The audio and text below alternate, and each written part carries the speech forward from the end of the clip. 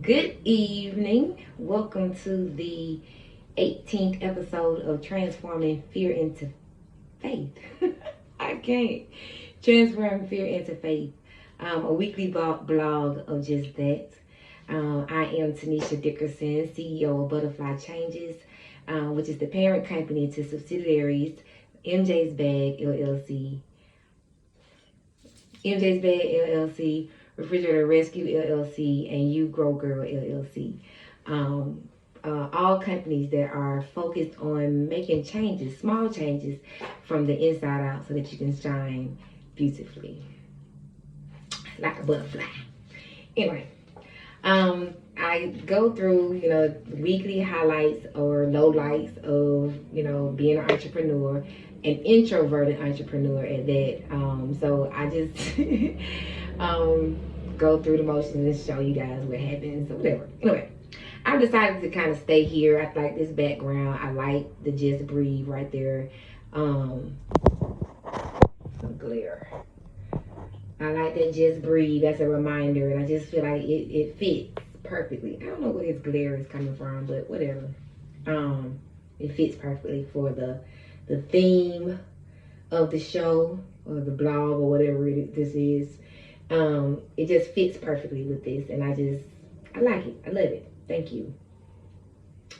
Anyway, so from the miscellaneous, I start with miscellaneous updates first before I go into like the company updates, individual company updates. And so for miscellaneous, every morning before I leave to go anywhere, and it's just every morning, part of my morning routine, I pick a saying or something like this, like the memes that I see or the motivational little memes that I see on Facebook and Instagram. I screenshot them a lot of times. And from there, I take them, I write them on pieces of paper, and I fold them up like this, and I put them inside this bag, and I pull one out randomly every day. And on my mirror, I've written God's message for me in lipstick, some red lipstick. And every day I take the message on the mirror. So that's my message for today. I'm trying to be cognizant of time because I can start talking a lot and it goes over a time period. I know a lot of people don't have attention spans to just sit here and listen to me talk. So I'm trying to be more cognizant of my time. But anyway, I pull the message out of here every day, and it's a random message that I read every day as a sense of motivation and just, God's word for me. It's like what I try to identify it as. Anyway, so I pulled this one, and I will wait to the end of the reading to read it. So it'll be God's word for you. Okay, because I already pulled mine. This is going to be God's word for you. So anyway, we're going to see what that is at the end. We got to wait to the end to see what God's word is for you. Anyway, so we're going through that. And my message on July 28th was, leave the details to God. And as much as I like to be in the details, it's hard for me to, especially being an entrepreneur, not to be in the details or not to understand how things are going to work, or not to just, be like, what, cause it's just, I don't know, to not be in the details. But so that message is telling me though, just to, you worry on the big stuff, on the stuff that's possible. That's what you worry on. You worry about the possible stuff. Let God worry about the impossible stuff, because that's the stuff that you don't have no control over. What's gonna happen? Who's gonna do what's gonna move? So worry about the possible and let God worry about the impossible. Is how I took that, because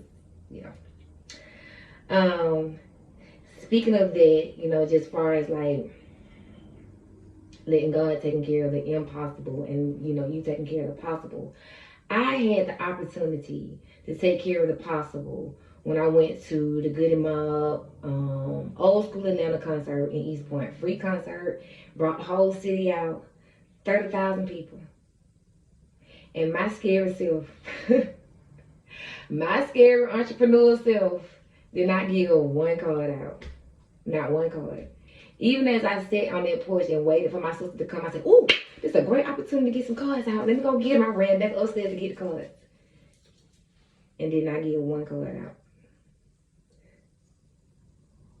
beyond mad at myself for a day, at least, or two, a day or two. That's just dumb. That's just, I keep saying, you know, like I want to be an entrepreneur. And I'm an introverted entrepreneur. You know, right here, I'm in my space. I'm in my element. I'm not out there. I'm in my zone. I like to be in my zone, in my space. And I see people when I'm out, you know, and have opportunities to get out cars. I see people in their zone and in their spaces. And you have to, and I have to intrude into their space to get on my card. And it's like, that's the uncomfortable space for me. Like to just go and just interrupt somebody's vibe or their zone. It's just because people look at you like, what you want? And it's like you on stage, like you literally on stage, like you have to sell yourself. And I'm just, that drives me crazy. But I don't have a problem like leaving my cards at a bar or, you know, on a table or something like that. But it's just like, I don't know where my card is going. I don't know if it's even getting picked up. It's just sitting there on the table. At least when I put it in somebody's hand, I know they at least got the card. So I got to get to that point where I'm giving somebody and feel comfortable invading somebody's space to get in their space to give them information about my business. Hate it. And I was like, why do I hate it? Because if somebody comes to me with their business card, you know what I'm saying? I want to see what it is. What you got? What's up? You know, like so I don't know if people had that same vibe though. Like everybody ain't me. Some people be like, why is you over here? Why are you here? You know what I'm saying? So, whatever. I gotta get there because I realized I saw a video of me in 2020. It had to be 2020, early 2020. I had made a video of myself and I was just like, I'm out here in MJ's bag and left them cards at that bar. Didn't give not one person a card. Felt comfortable leaving them at the bar. And it shows I haven't grown, basically. I have to grow from that. You know, I need to evolve from putting cards on the bar. I need to go and get some spaces and some faces. So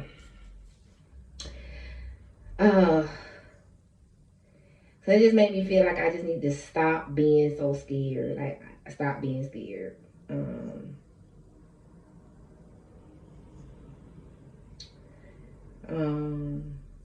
So yeah, I lost potentially 25 customers by not giving out a card. At least 10. Could have got 10 out of 25, even 5 out of 25. You know what I'm saying? So, gotta do better with that. Gotta do better with that. And I had to look up, you know, because it made me feel like, bitch, is you want to be an entrepreneur or not? Do you want to do this stuff or not? Or do you want to work for somebody else or do you want to work for you? You can go hard for other people, so why you can't go hard for yourself? So I had to look up entrepreneur to make sure it's something that I really want to do. And the definition is an entrepreneur is a person who organizes and operates a business or businesses taking on greater than normal financial risk in order to do so. Financial risk, faith risk, emotional risk. All that go into being an entrepreneur because you have high days, low days, bad days, good days, and it's just like, what the fuck am I doing days? But whatever.